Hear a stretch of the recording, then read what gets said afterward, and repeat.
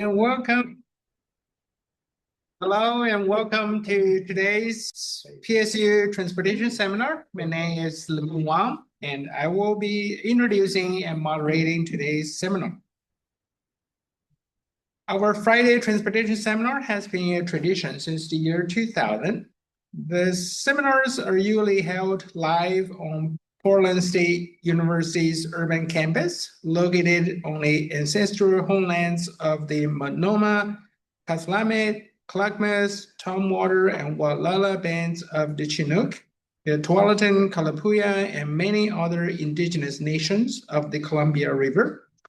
It is important to acknowledge that we are here because of the sacrifices forced on the indigenous ancestors of this place, and remember these communities and to honor their legacies, lives, and destinies. Today, we are very pleased to have our own Dr. Joe Broach, to present how we get around Oregon travels study initial findings. Joe Broach is a research associate at the Transportation Research and Education Center, or TRAC, at Portland State University, and a senior researcher and modeler at Metro, Portland's MPO. He has more than 15 years of experience in transportation research and planning in both academic and public agency setting. His work on non-motorized transportation modeling, behavior, and data has been widely published, incorporated into federal guidelines, and used in regional travel models. He holds a PhD in urban study from Portland State University and a master's in economics from the University of Montana, Missoula. This is the final Friday Transportation Seminar of the fall term. Sign up for the TRAC newsletter to receive information about seminars in 2026.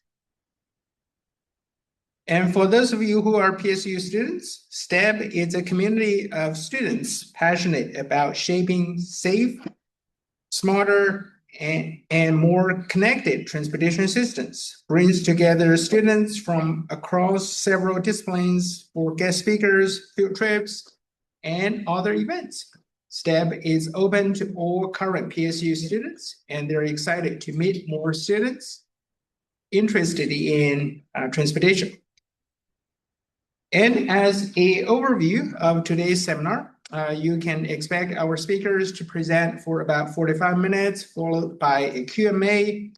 For those of you who online, we will receive questions through the Q&A features on the Zoom control panel. If we run out of time for all your questions, we will give our speakers the opportunity to email written responses for any question left unanswered. We have enabled closed captions, but you must click on the CC feature to view them. We will be recording today's seminar. It will be available on our website later today, along with the presentation slides. If you're tracking professional development hours, this webinar is eligible for 1 hour of continuing education credit. For those of you in the room, we'll pass around the sign-in sheets so you can get credits for attending today. With that, I will hand it over to Joe. Thanks, Li-Ming. Thanks everyone for being here. I'm a longtime fan of the Friday Transportation Seminar. It's fun to be up in the front every once in a while, but appreciate you coming out on a pretty gloomy day. This is one of the reasons that we don't survey for an average day in December. So what I'm going to present to you today is pretty exciting, and due to various delays, you are pretty much the first audience to see some results after our internal team. But this is definitely data that is hot off the presses. So I'm going to talk to you a little bit about our statewide household travel study, although focusing most of my initial results I'm showing you here on the Portland region. I want to give a quick thanks to some of the many people who made this survey possible. It's a huge undertaking, And before I was even working on this edition, Becky Knudsen at ODOT, who's now retired, and Chris Johnson, the former Metro modeling manager, got this survey off the ground. Kelly Clark and the LCOG team led all contracting and budgeting. Thora Morris has been instrumental in getting the data over the finish line as an ODOT economist. All of our many agency partners that funded, provided feedback. I see at least a couple of them in the room and more online. And then our consultant team at RSG, who implemented the survey and has been really great to work with. So it's been a while. The last household travel survey in our region and the state happened from 2009 to 2011. It was delayed 3 years, foreshadowing, because of the rebuild of the downtown transit mall. And the Portland responses are almost all from 2011 from that survey. So it was, more than 10 years between surveys. A lot happened. The transit mall rebuilt, the Green Line Max open. I don't know if anyone even remembers the Fairless Square, which became the free rail zone, which was still operating when that last survey was in effect. Uber launched in Portland in 2014 without a permit initially. And then in 2015 officially.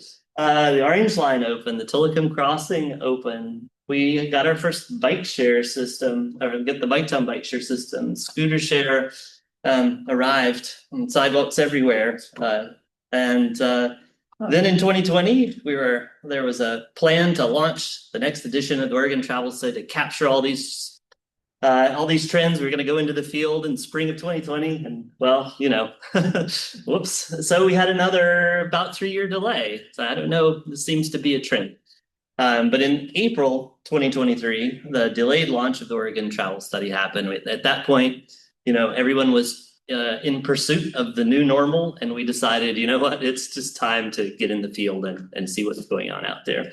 It closed in June of 2024, and we are still sort of processing the results a year later. It is a huge, like I said, undertaking.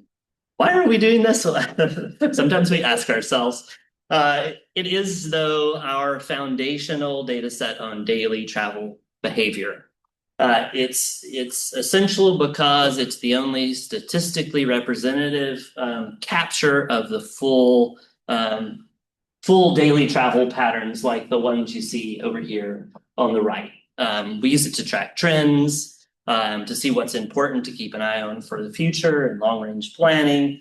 But its primary role, at least the way we use it in Oregon and in the Portland region, is as kind of the bedrock of our travel models, right? So we use observations of a sample of people's behavior to build models that then we can extrapolate to the full population, to future scenarios. What happens if we build the Tillicum Crossing and put a new light rail line on it, and do lots of other things, right? So that's the essential thing. Without it, we're kind of flying blind. And honestly, our model has been flying blind on things like Uber and Lyft and all of these other things that I put up there for quite a while, including now the big blind spot, pandemic impact on people's travel pattern.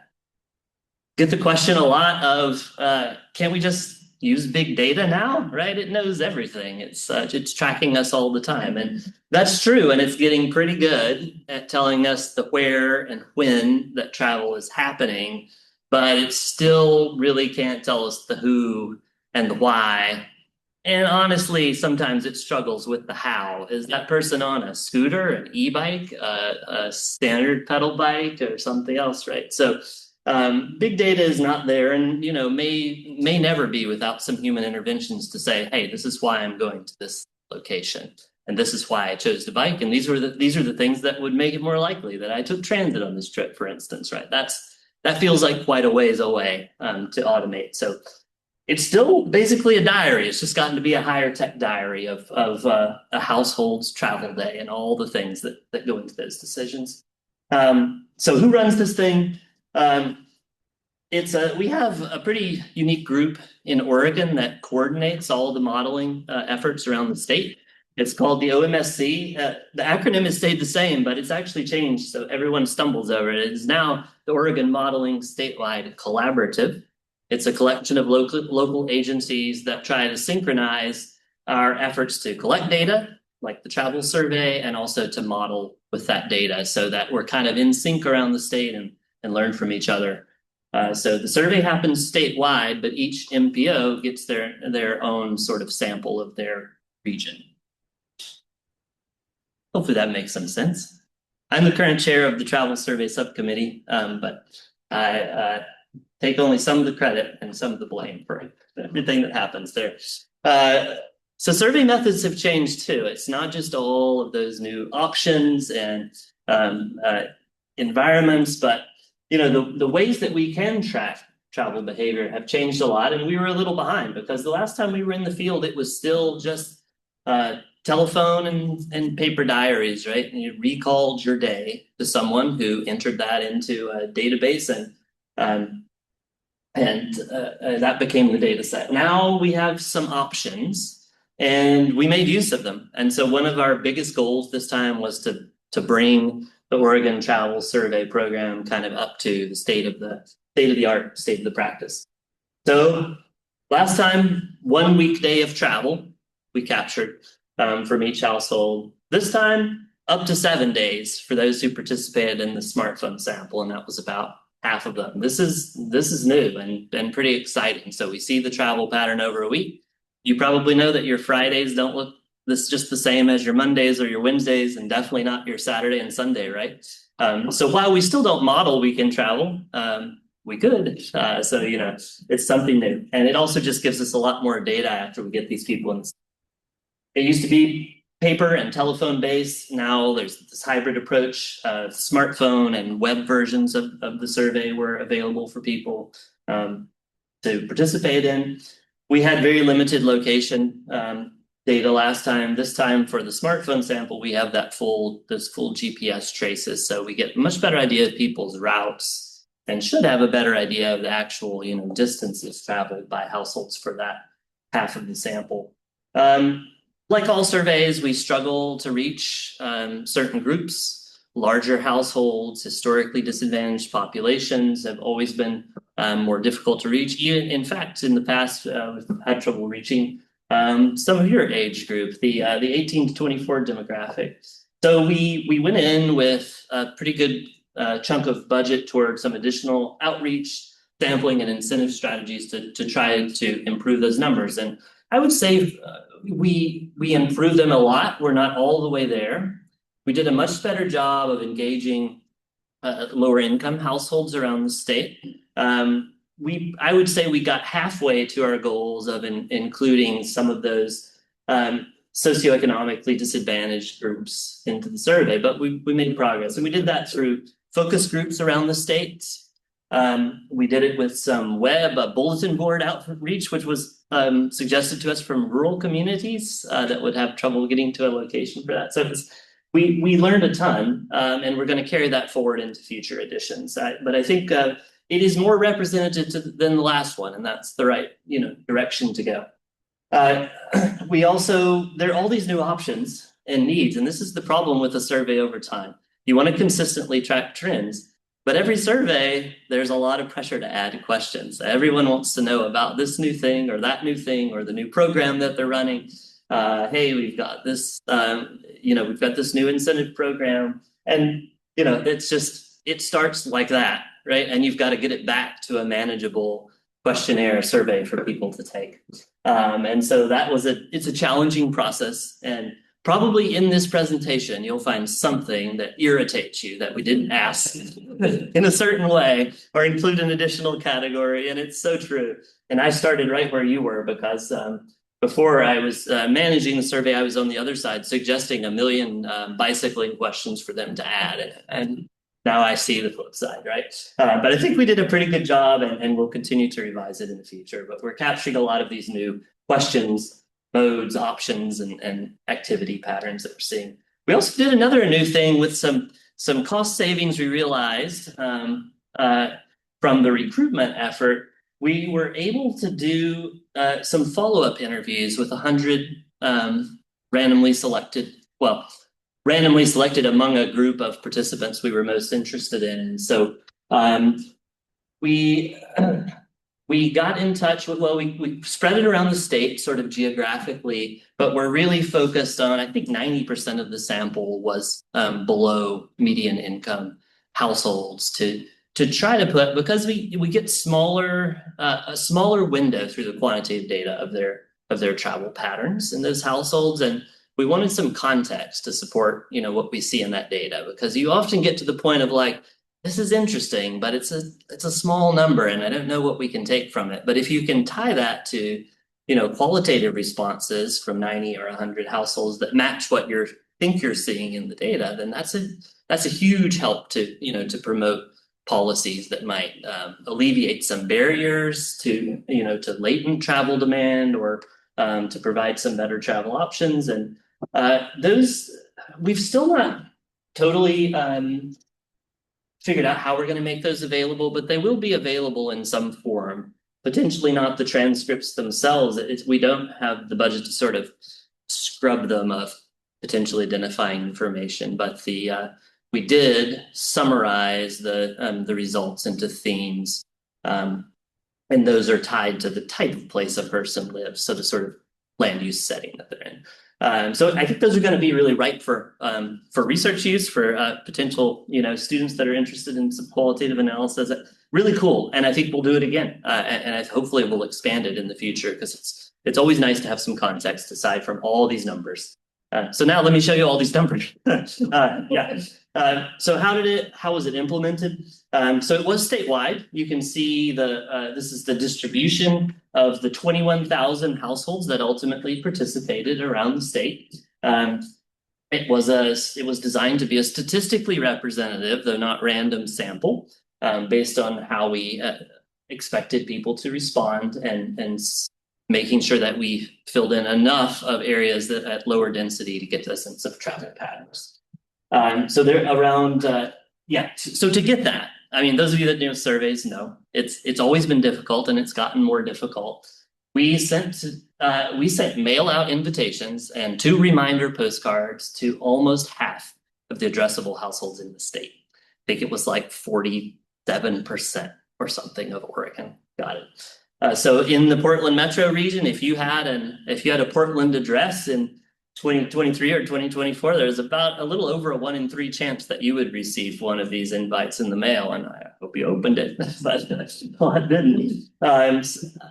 But we were pleased. We were hoping for 18,000. We were looking for about a 1% sample of households, which is pretty typical for these surveys, on the higher end of typical these days for these surveys, and we exceeded that.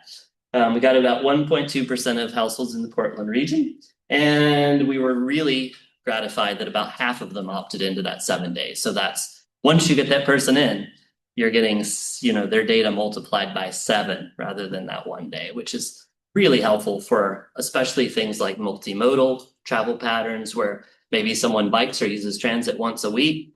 You got a 1 in 5 chance normally of hitting that. Now you're going to catch it on one of the days of the week, right?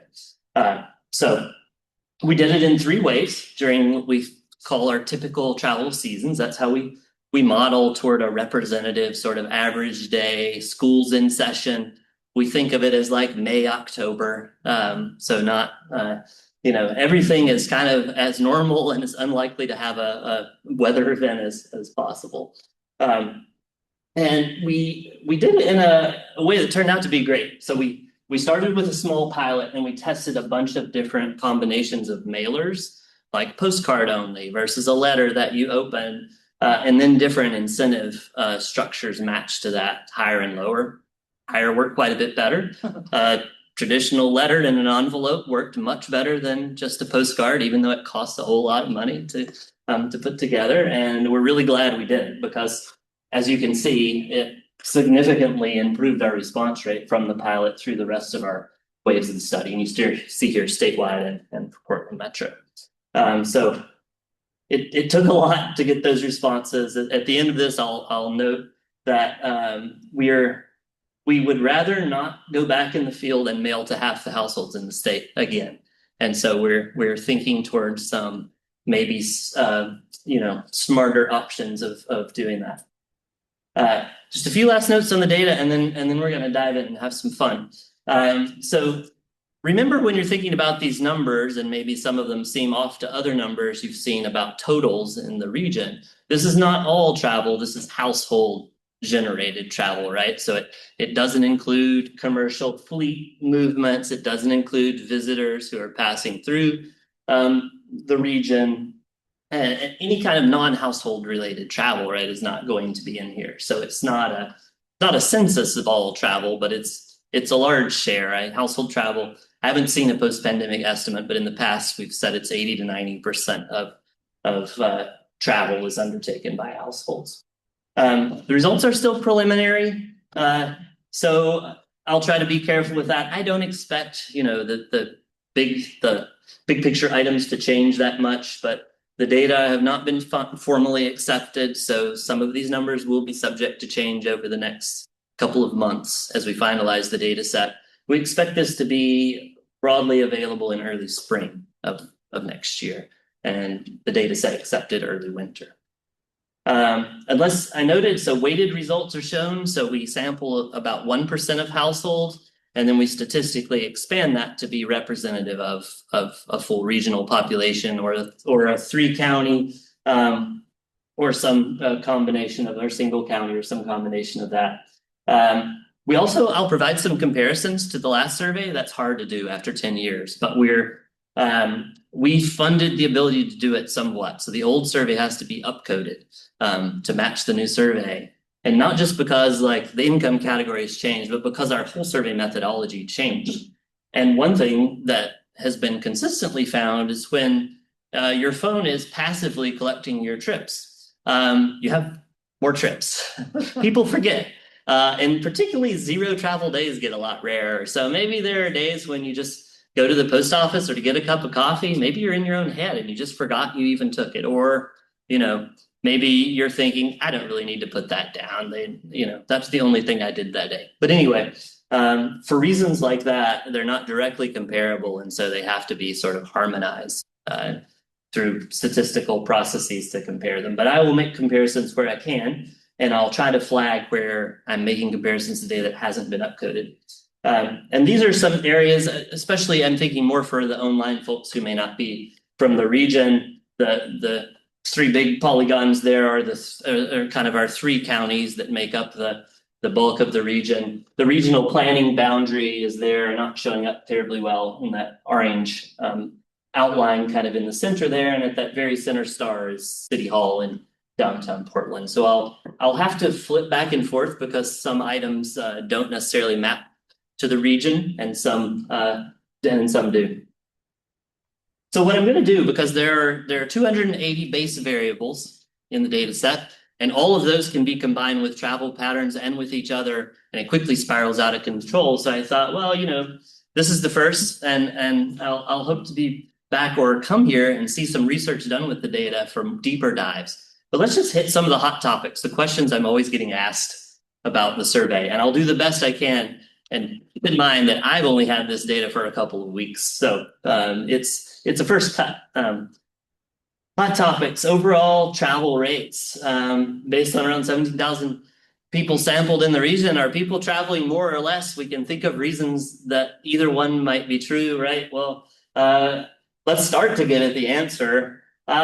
It seems that we're taking more trips than ever. Are those trips covering more distance? I'll have to say, I can't say yet. Distance is one of the more challenging things to pull out and compare between travel surveys that far apart. But yes, we do seem to be taking, maybe 7% more trips or so per person. The region has also grown, which means that turns into a much larger increase in trips generated, right? So yes, it seems that we are traveling more. So I'll let you kind of ponder in a moment which forces might be pushing against each other to drive that. Why we're traveling, I mean, this is one of the more interesting ones, right? And one that we've been waiting to see for a while. And you'll notice that for many trip purposes, travel has increased between the two. And these are total trips, so not trip rates, but sort of including that population growth as well as our propensity to travel, right? And for these categories of trips, errands, social, recreational, going out for a meal, shopping, escorting means taking someone else somewhere else, a kid to school, or driving and dropping someone off, have all increased pretty significantly. However, maybe no great surprise, right? Work trips, in fact, may be slightly down or at best flat, right? So is this the impact of remote work? Something else? We'll get there in a later topic. I won't have all the answers today, but some. The school trips might stand out to you. I mean, kids still have to go to school, right? But recall that this school category, the way it is here, it can be broken out more, but this would include college adult students as well. And, you know, my hunch, although I haven't done the analysis to support it, is that that's probably driving the decreasing propensity, right, to make a physical trip to, say, a college or a university. I don't know, maybe that matches your experience, maybe it doesn't. You'll have to let me know. The work-related category is sort of interesting. So work trips down, work-related up. I don't know, does anyone have a quick hunch? I'll risk asking a question to the room.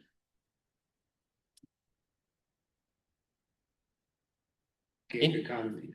Yeah, I think so. I mean, that's this has removed outliers, so it has removed those people that log a really unusually large number of trips, which some of those are gig workers.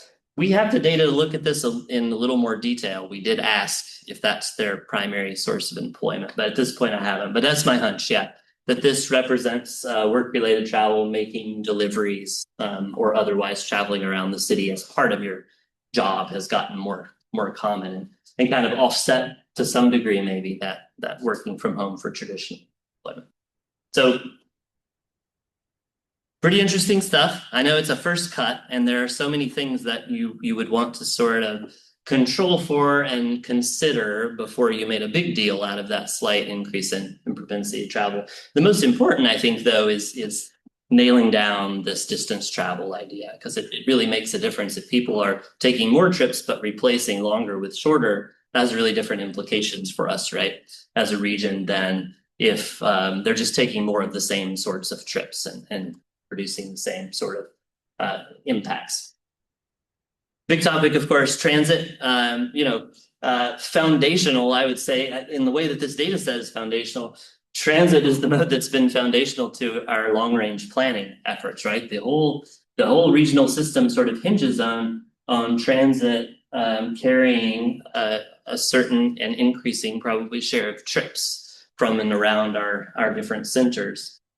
We captured around 4,000 transit trips in the region, and so most of these results are sort of extrapolated from that.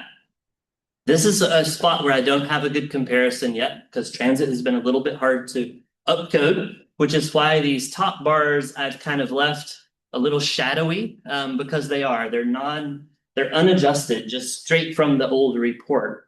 These were the mode share for all trips, right? In the MPO is just the metro region, and then I also pulled out Multnomah County, which covers more the heart of the frequent service transit district. But you can see, as I think most people would not be surprised, the mode share of transit has fallen pretty significantly based on these numbers. It is a bit higher in Multnomah County than it is in the full region.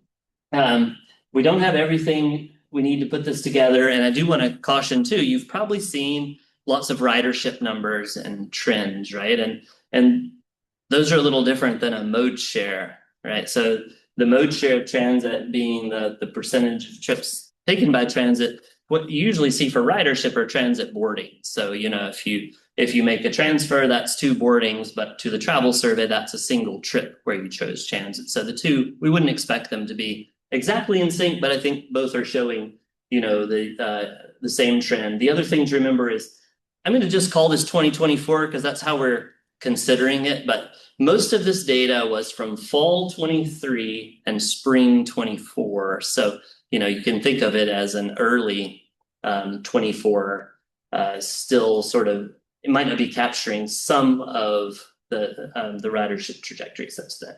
But that's the top line. But I think it's worth, because this is such an important mode to our planning and our region, and it's worth diving in a little more. And I think there are reasons for some optimism, for future policies to have a real impact on bringing that share back toward it was and perhaps more. So a large share of the region still uses transit. Everything up through this light blue is someone who they state that they use transit at least once a week. So weekly users of transit all the way up through the light blue. And then those next two categories are those who use it a few times a month to, the less than monthly. And then the big green bar are those share that state that they never use transit for their regional travel. So I think, one thing to take away, a large share of the region still uses transit, at least occasionally. And so that we know that that's an initial barrier to get someone to get on a bus for the first time, right? And so there's still this, to me, there's maybe sort of a muscle memory in the region about using transit. A lot of our trip patterns have changed post-pandemic, but there's still some use, at least some stated use. We are very curious to line this up to how we observe people traveling. Is some of this sort of optimistic or forecasting future use a little bit? I don't know. We don't have the answers to that yet, but we have the data to support that sort of an analysis. So how does actual use of transit compare to stated use? It'll be very interesting to see. And there are still groups that produce a lot of transit trips, much outsized to their share in the population. There's still likely many that rely on the transit system to get around. So this is by income group. And don't worry, this big category is broken down in the data a little bit more. For many things, though, they seem to be to kind of behave as a group. So it only stands out because it's a totals here. But this is a bigger category than the others, and I should have fixed it for the slide. At any rate, you kind of see the clear sort of income pattern to the production of transit trips. And these are more similar to boarding. So an unlinked trip just means it's not from an origin destination. It could be, so this is like walking to the bus, taking the bus, transferring to a max. Each one of those is going to get flagged as an unlinked trip, just the way we have it right now. Main point to be that there are parts of the region that are still using transit a lot, and that's part of what's driving the ridership numbers that we do still have. I think it's even more stark when we look at it by vehicle ownership. Our zero car households in the region are often an interesting sort of bellwether of people's travel behavior in the region, just because that is a very unique group that is sort of by definition going to have to seek out sort of multimodal options away from the dominant vehicle use patterns. And I mean, this is sort of, it's a little staggering even to me, honestly, but I did double check. But they make up about 9% of households in the region based on this survey right now. And they're producing an estimated 45% of, and this is closer to transit boardings, I would say, right? So this merits some further study about the patterns, how they're using it, if they're still finding their travel sort of limited, even though they are making use of transit quite heavily. But really interesting. We haven't done the analysis yet to see how this sort of compares, to the earlier survey. It's a top question out there, though, is the ridership decline that we're seeing more a result of losing choice riders who have more options and maybe more options for remote work as well? Or is it just more across the board a shift, away from transit? And the two have, different policy implications. So this was interesting too. We pushed back and left this item in from former surveys, and I'm really glad we did.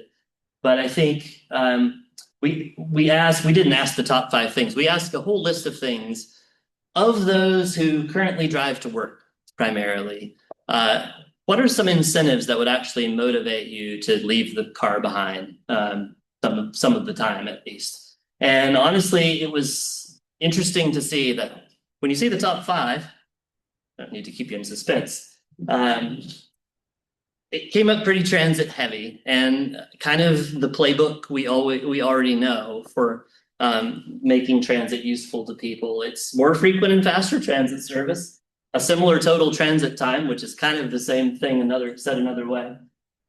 Transit proximity, close to home and typical destinations, more certainty about travel time, so reliability of the system, and even the employer-provided transit pass still showing up there in the top 5, even in the work from home era. So kind of fascinating. There were also items that suggested things like that would make non-motorized options more appealing, things like having access to an e-bike, right, for safer places to ride and walk, and other items on the list. I don't have the full one at hand, but I think we had at least 11 different options, as well as a kind of a catch-all option. But transit came out to top of the list. So, it probably is still the policy most directly linked to influencing people's behavior. The other thing that's kind of an optimistic note, I think, is that only, at least to me, this was optimistic, only 44% in the whole region said that nothing would get them out of the car. And remember, these are people already primarily driving to work, so not just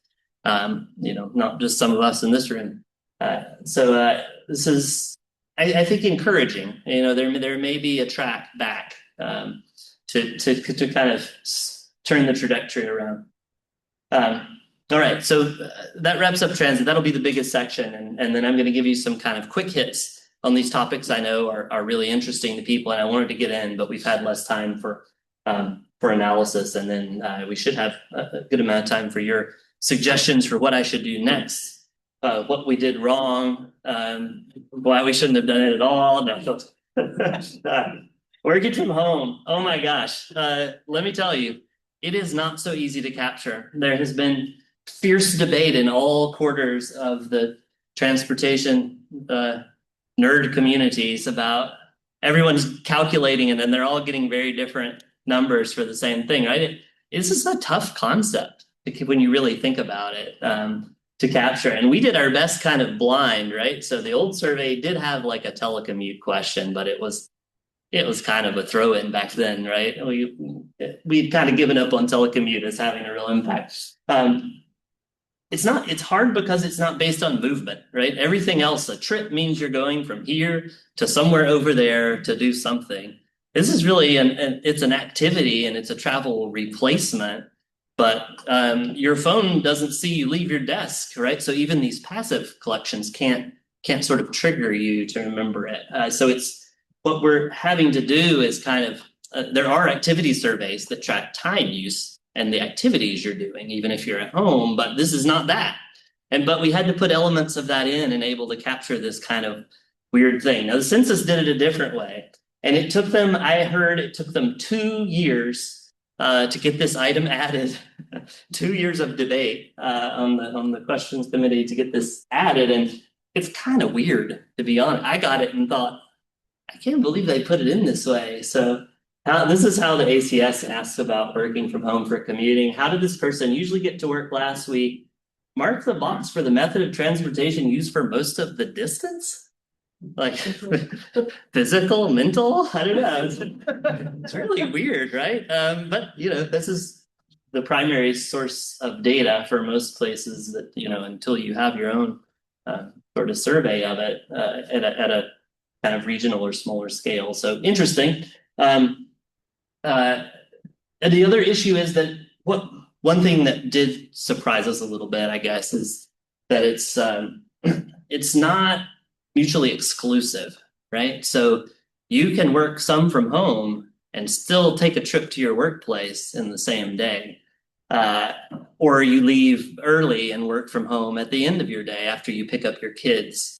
And I mean, it's not that we didn't think about that, but we didn't grasp how often that happens or how really carefully you have to frame the question.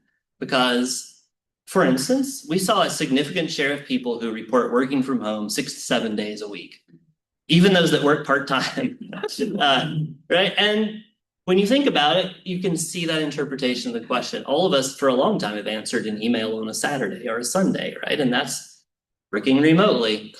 We didn't think about it that way necessarily then. It was just annoying. But now it's part of a very interesting travel pattern, right? And so we're glad we asked the question in a lot of ways. I think we'll be able to piece together a pretty good answer to how much it's going on, because we ask first about your job arrangement. Does it allow for some hybrid or remote work at all or not? Do you have the ability?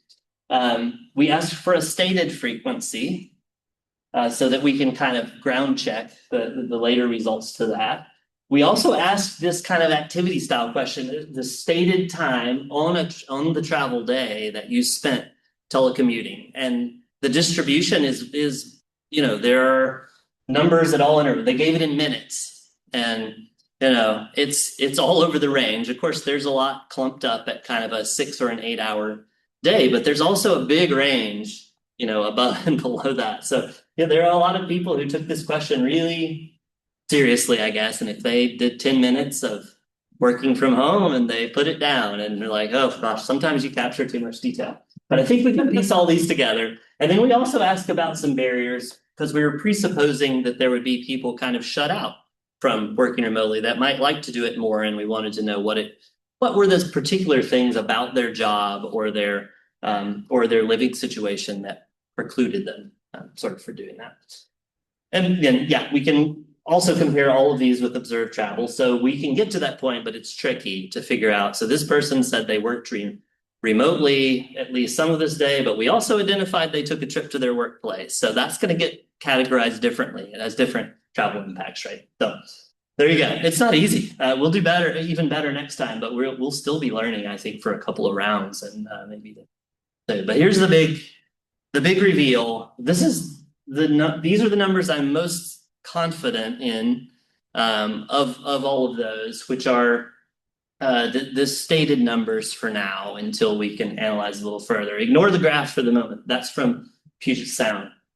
In Portland, a little bit of a surprising share, to be honest, that reported fully remote positions. So 22% reported they had hybrid work arrangements where they sometimes go to fixed workplace, sometimes work from home, different days.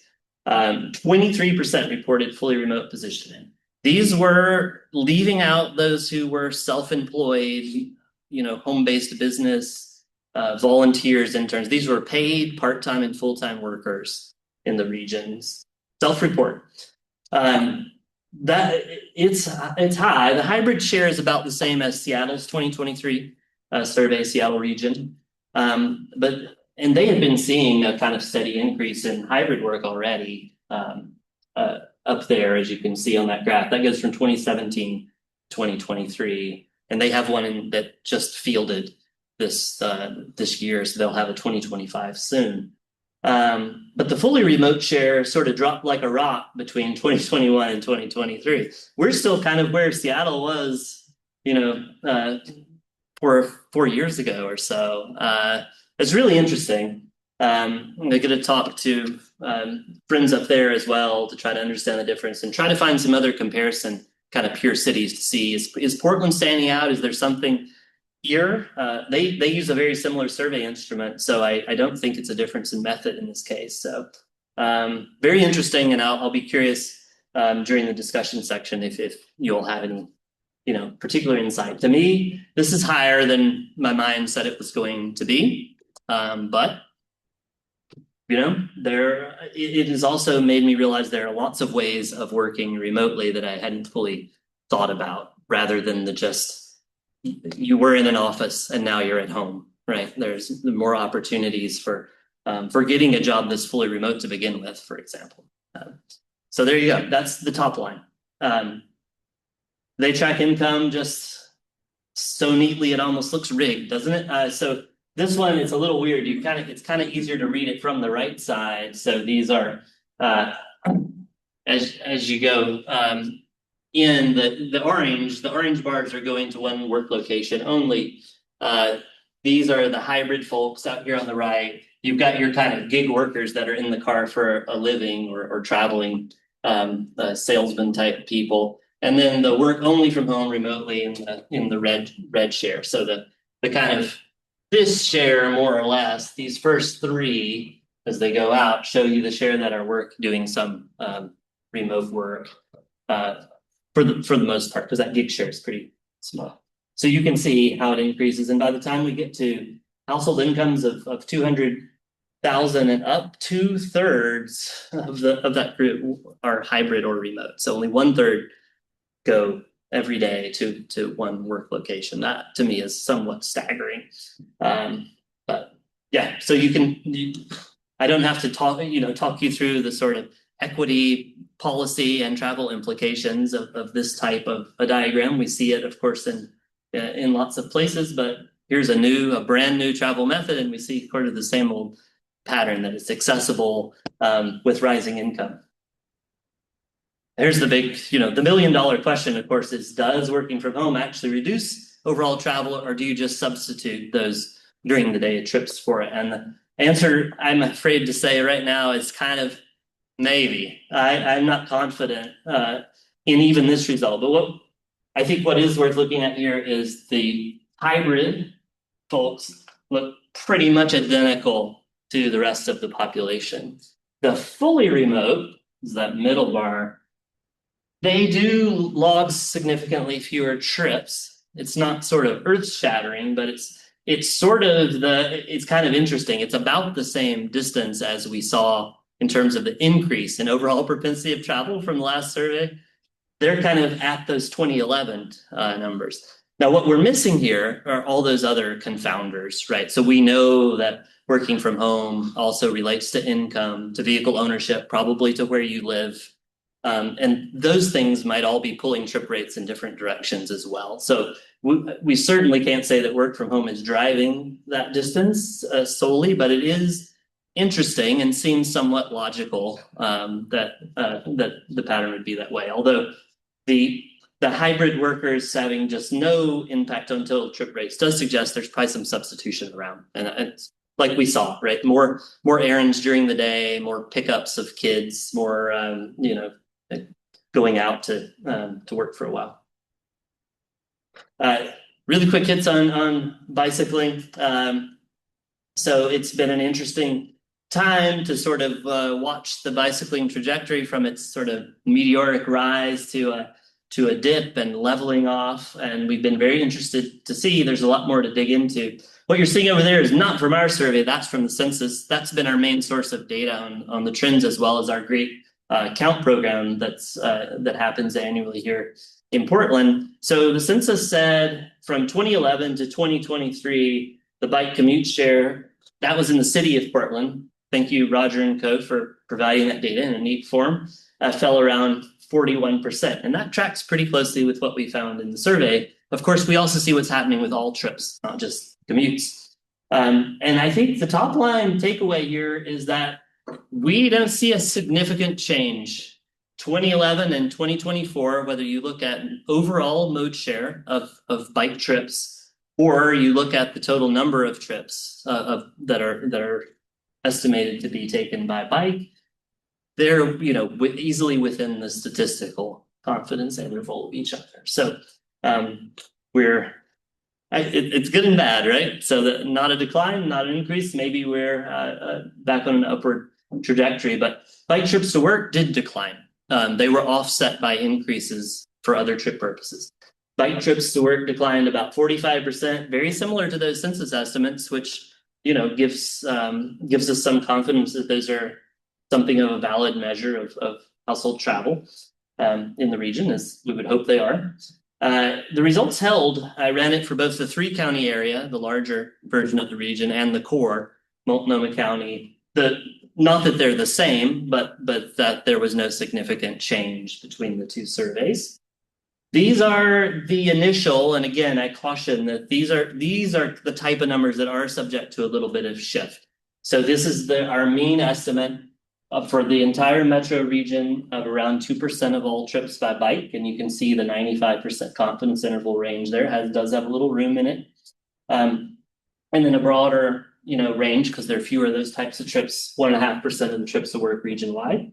In Multnomah County, which covers, of course, the core of Portland and the built-out bike network, is about 3% of all trips, and interestingly now, statistically indistinguishable from the commute share, which has, again, fallen somewhat, but been offset by increases in biking for other purposes. Does this relate from working from home? Does it relate to the transit shifts that we've seen? All these are questions that the data has the ability to answer. It just takes time and talented students and faculty like you guys to use the data. Yeah, one last takeaway, I guess, that is of some interest. Although, again, remembering this is a fast-moving target on e-bikes, I would say, and this is already, 1 to 2 years out of date. At least one bicycle, 2 in 3 regional households have at least one working adult bicycle in the house. That's always a good starting point. An e-bike, we saw 1 in 14. I'll be curious if anyone feels like that surprises them or matches their expectations. It has, based on my anecdotal data of riding around the city, it seems to increase every day that I ride. So I don't know. Attitudes, we captured them in a way that we can replicate the types of cyclist work that PSU and Roger have developed, still in processing, but we're going to have those numbers regionally and even statewide for the first time in terms of the type of cyclist. No way, no how, interested but concerned. Some of you are probably familiar with this. All right, a really quick one slide on EVs and hybrid adoption rates. The main thing that we're seeing is they're pretty variable. They're certainly not homogeneous across the state. This is the one time I'm showing you some state results. You can see sort of Metro and Bend and the other sort of college towns there leading the way. So in Portland, that number is not very clear out there, but we saw about a 5% EV share of the household fleet. Remember, this is not the whole fleet, doesn't include commercial EVs and things like that, but about 5% of household vehicles were EVs. So much more we haven't touched. Here's a list I won't read to you. But for those of you more interested in the vehicle type research, we track the vehicles as they move around, the household reports. We were in household vehicle 1, which is tied to a make and model and fuel type. So there's a lot to be done, in understanding how vehicles travel around and their likely emissions and other impacts. Quite a bit more, as you can see. Maybe we'll have another one of these one day. We are planning to do something more like PSRC in the future. We're thinking about something every 2 to 5 years for a more regular update of this survey and for smaller waves, so we don't have such a massive mailing, but that's to come. And I really thank you for your attention. I intend to leave a little more time on the board, but we've got a bit, and I'm always available either here at PSU or my Metro contact if you have ideas, questions, or others. Thank you. So let's review the webinar. Please feel free to submit your questions. Use the Q&A feature in the control panel at the bottom of your Zoom window. For those of you in the room, of course, you can raise your hand. We'll probably start with the question in the room. You mentioned the difficulty in capturing distance information in the surveys. Do you have any thoughts to future surveys and how you would be able to address that? Well, it's much easier when we have the GPS data. So if we could go in with either a higher share than the 50%. So right now we have half where we're blind to their routes. So we have an origin and a destination, and we know the mode that they used, but we have to figure out, right? We have to route it. So that's the easiest way. The other ways are more sort of getting into the technical weeds on defining distance. I think but it is something, this is one of the problems of doing it every so often, right? There's not the incentive to develop these standards, how you calculate distance. And in fact, the reason we're delayed on distance is that it was not well documented at all how they did this in 2011. And I think a lot of regions took it on. I know a lot of regions did. Metro ended up filling in some Google API-based routing distances where the distances didn't make sense, right? So part of it is just kind of standard techniques that you can track over time. So even if it's not perfect, at least it's consistent and comparable, right?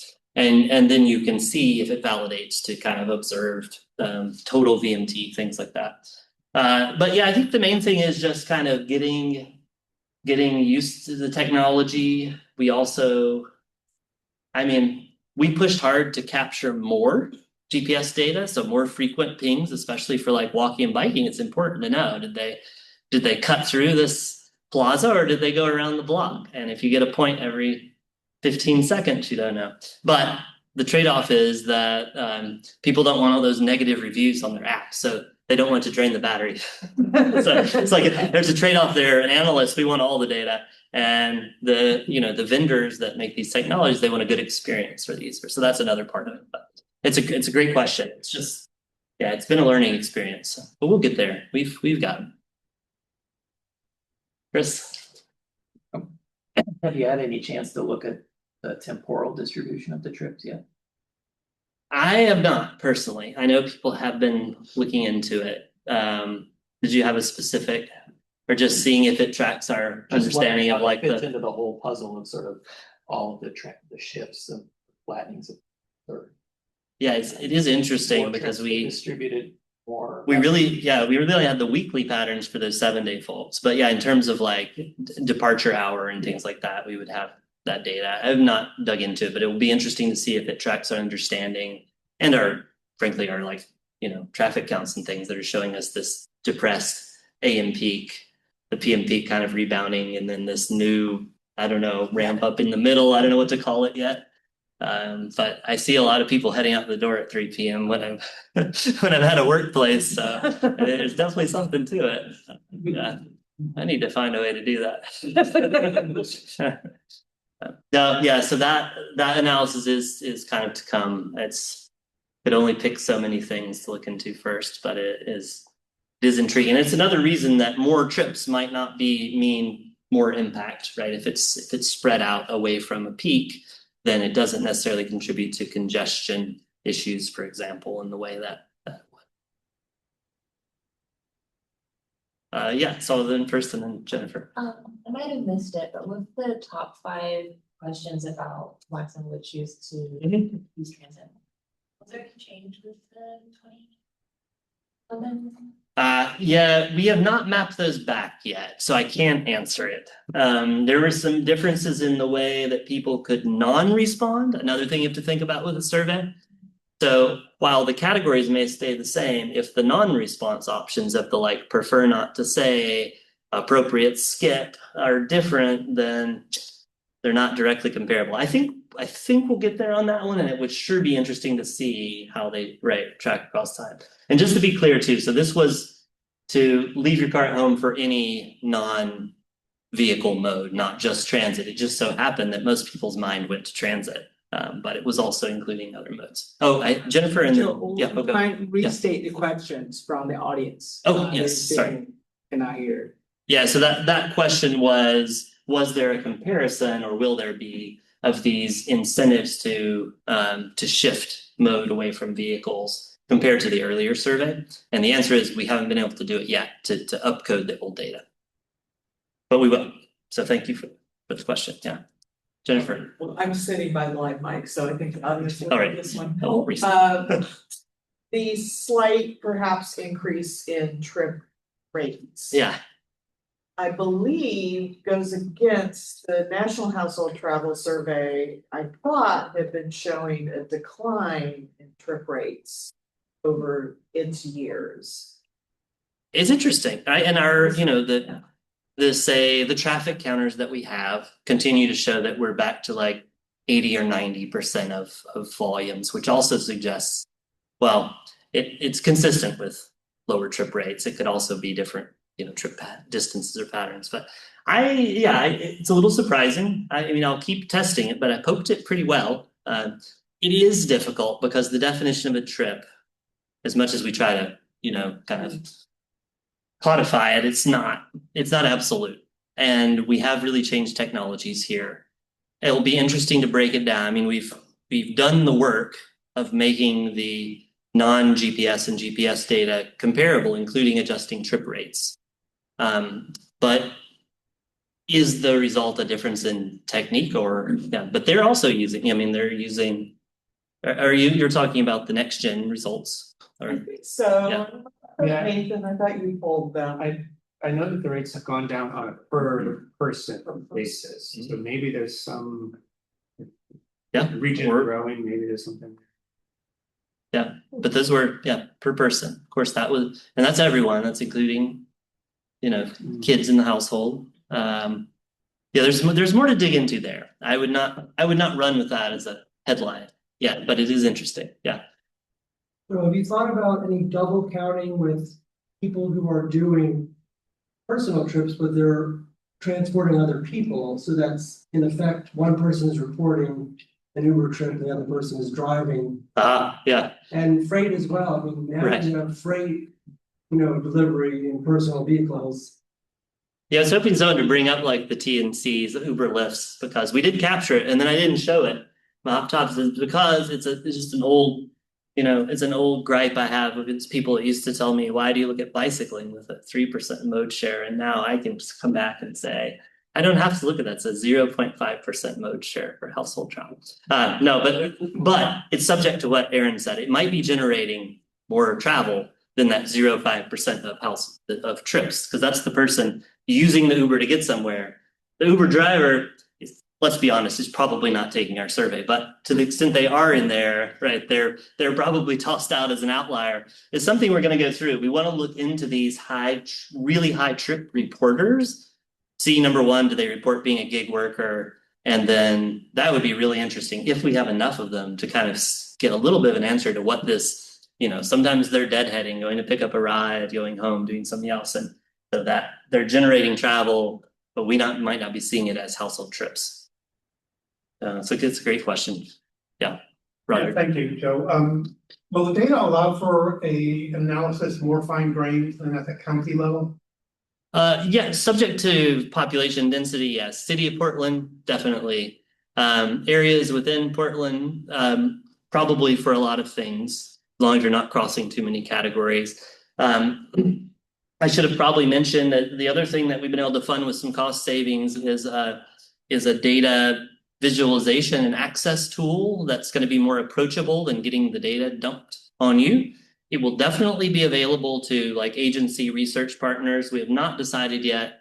We're still doing some testing to see what could go wrong if it were public. It's a public data set though in the end, but we're going to provide some more access so that hopefully you can get there. And I say that partially, Roger, because one of the things we're really trying to conscientiously do is to provide some guidance on when the numbers are getting too small to support the analysis and kind of give you some green, yellow, red, sort of like maybe you need to back out a level or maybe not, because we just haven't really had that in the past. And it's, conscientious users of the data ask those questions and it'd be nice if the answer's there. Yeah, that's a really good question. Yeah. Can you speak to any of the ways that you would hope that the data gets used beyond maybe like the lowest hanging fruit that we all assume? Yeah, wow, a great question. Well, I mean, selfishly, part of the use of this data is to look for patterns that are worth devoting resources to improving our travel models. Like I said, this is the data set that drives our modeling and our ability to understand future responses to policy, which policies will have an impact, which ones won't. And so I'm very hopeful that some of these patterns and some other interesting ones that come out over time will allow us to make the case for improving our models, which right now are, it's fair to say, they're doing great for being based on 15-year-old data. I think that's the one way to put it, but they're struggling to capture these new trends. And I think this kind of gives us that, ammunition to kind of go after some improvements in the regional modeling capability. And a lot of this is also going to provide some long-weighted updates, right? In our regional transportation plan it's looking a little weird to show 2011 mode splits, right? When we're trying to make our regional plan. So I think that would be the main thing, is kind of using these trends to get smarter about planning and modeling. Maybe I will ask the last question from online. So about the seasonality, you mentioned about the survey went through fall to spring, 423 to spring 24.